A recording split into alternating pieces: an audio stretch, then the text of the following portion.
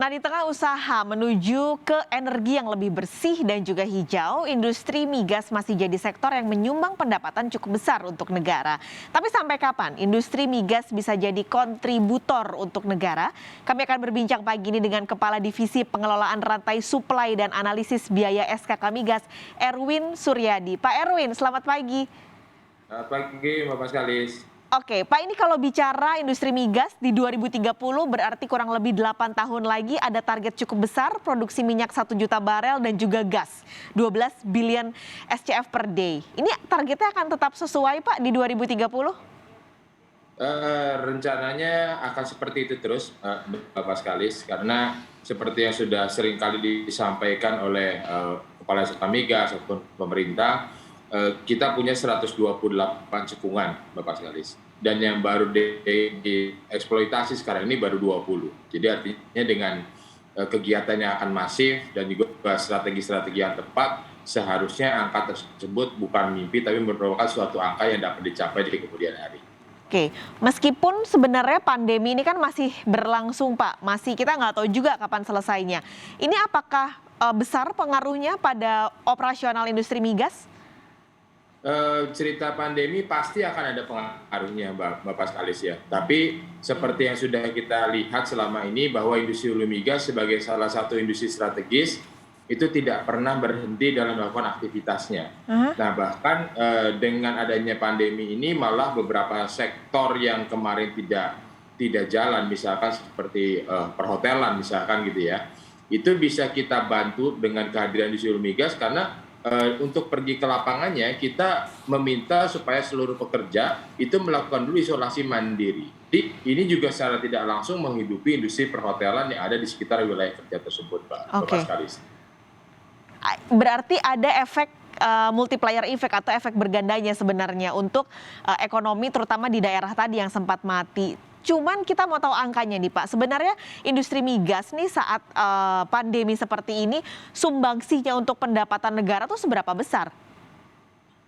Kalau bicara sumbangsi yang seperti sudah disampaikan oleh oleh manajemen Saka Migas gitu ya, bahwa sekarang aja sudah sekitar kalau kita bicara dari sisi TKD-nya dulu ya, Mbak Mhm, ini ya. mhm. Kita bicara untuk kontrak saja in place sekarang yang dipegang yang sedang bergulir sekarang itu mencapai 103 triliun. Itu angka dari tahun 2020 sampai Q3 2021, Bapak Oke, Sekaligus. Itu 103 triliun. dengan nilai TKDN-nya yang disyaratkan yang sudah menjadi komitmen itu mencapai angka 58%, dan ini cukup cukup luar biasa ya. Oke. Nah, kalau sebenarnya kita bicara TKDN, ini ada syarat yang sekarang mulai diberlakukan oleh SKK Migas terutama untuk kontraktor-kontraktor. Angka 58% ini sebenarnya juga di atas dari yang ditargetkan. Tapi sebenarnya kita tuh bisa mentok berapa sih, Pak, untuk TKDN? Ini kan banyaknya perusahaan-perusahaan yang juga asing yang ada di kilang-kilang minyak Indonesia gitu. Nah, TKDN-nya tuh sebenarnya bisa sampai berapa persen maksimal yang ada di Indonesia? Ya, makasih. Ini pertanyaannya menarik sekali, Mbak. Jadi gini, bicara TKDN itu sebenarnya adalah definisi terkait dengan besaran angka komponen yang akan dimiliki oleh pabrikan Mhm. setelah mereka dilakukan assessment oleh Kementerian Perindustrian, gitu ya.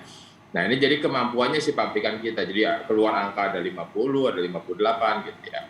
Nah, yang akan bicara industri hulu migas ini salah satunya adalah harus memberdayakan bagaimana penggunaan dari pabrikan-pabrikan ini menjadi lebih maksimal.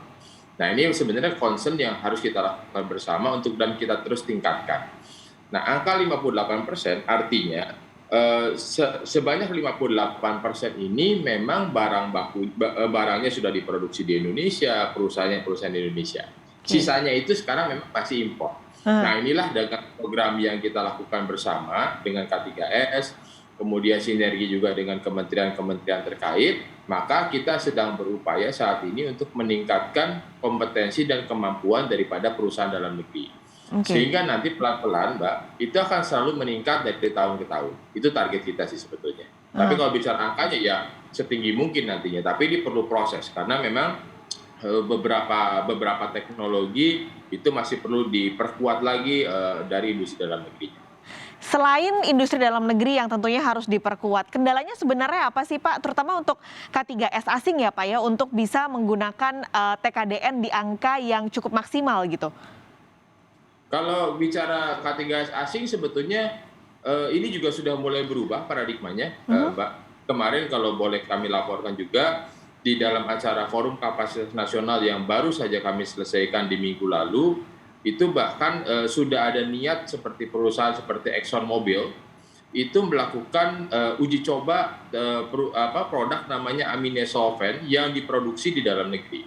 Jadi niat-niat untuk memberikan keyakinan kepada perusahaan asing bahwa perusahaan dalam negeri ini bisa, memang perlu proses dan waktu. Dan inilah tugas kami di SKK Migas untuk selalu mendorong bahwa perusahaan dalam negeri ini harus diberikan kesempatan untuk membuktikan kompetensi dan kemampuannya. Itu yang paling penting saat ini, Mbak. Oke, jadi baru satu perusahaan ya Pak, Exxon terlebih dulu yang baru mau mencoba? Sebetulnya sudah banyak.